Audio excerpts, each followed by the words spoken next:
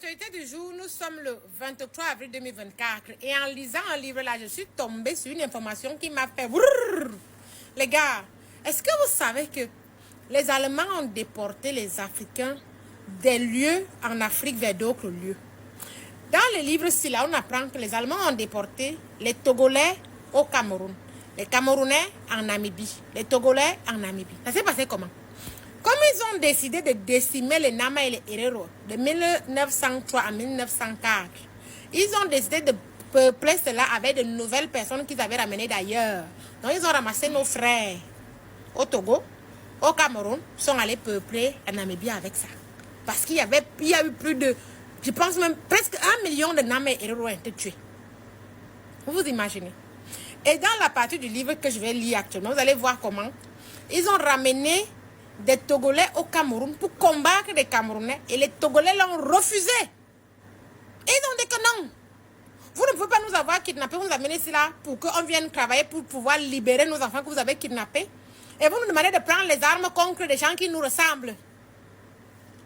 Les gars, l'Afrique a subi. Nous avons tellement subi que parfois il reste pour se dire que hey, qu'est-ce qu'on a fait nous? Bref, je vais vous lire. Alors, le titre du livre, c'est l'exécution d'un chef étonne par Kurt Morgan, le 10 décembre 1889. Voilà. Donc, on a ce psychopathe allemand-là qui décide d'aller donc en Afrique et qui va donc faire le carnage. Il va voyager dans tout le Cameroun, du sud vers le nord.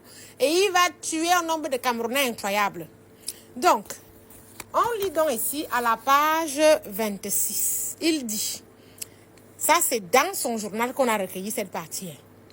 Peu après mon arrivée à Cameroun, je me rendis chez le gouverneur, le baron von Zoden, et j'y appris que le chef de notre expédition, le capitaine Kund, se trouvait encore pour le moment à Petit Popo. Petit Popo, c'est le Togo, pour y recruter de nouveaux porteurs.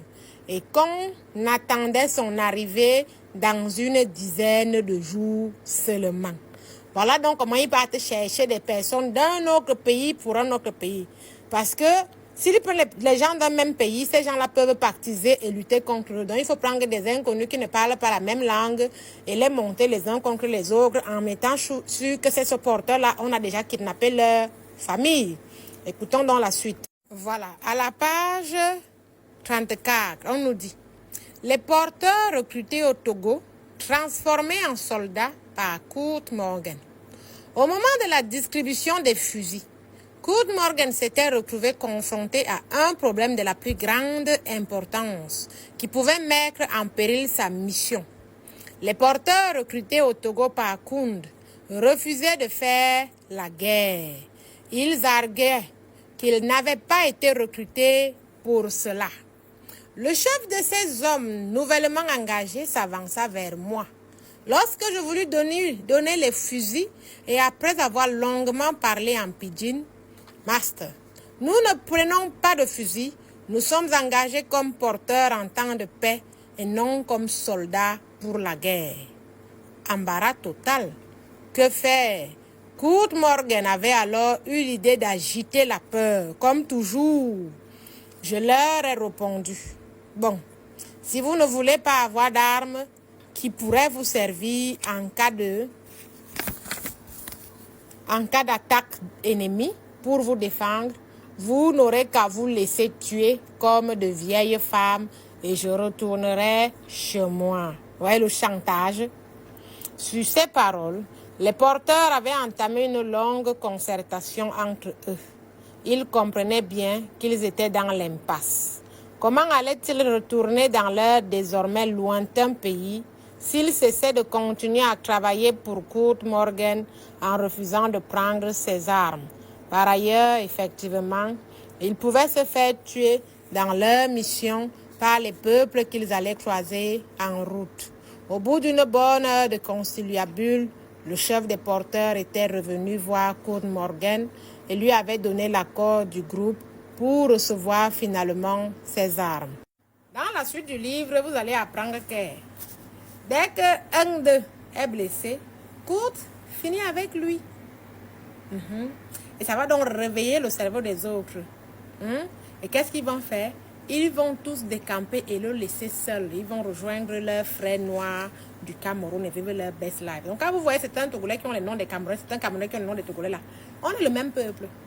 Je vous montrerai le livre comment on a déporté les Camerounais et les Togolais en Namibie et vice versa. Et même les gens du Bénin. Et je suis sûre que ça s'est passé comme ça avec tous les Africains. Moi je connais des gens de la Casamance au Sénégal qui s'appellent Manga. Manga? Oui! Vous pensez que c'est anodin? Hein? Ils nous ont fait les déportages jusqu'à... Vraiment... Quand tu lis, parfois quand je lis, j'ai mal, je me mets après. C'est comme si c'est mon histoire que je suis en train de lire. C'est-à-dire que j'ai l'impression d'avoir vécu ça et ça me fait une sorte de déjà-vu. Pardon, partagez la vidéo, ne mourrons pas ignorants. Parce que l'affaire, c'est là. Allons seulement. Bon, venez quand même me faire la recette. Sinon, je vous bloque vous tous. Vous voyez les magnifiques huiles là, non? Voilà. Passerelle62.fr, notre site internet. On vend ça là-bas, hein? Venez donc nous faire la recette, les gars. Passerelle62.fr. Voilà, je vous attends. Venez nombreux.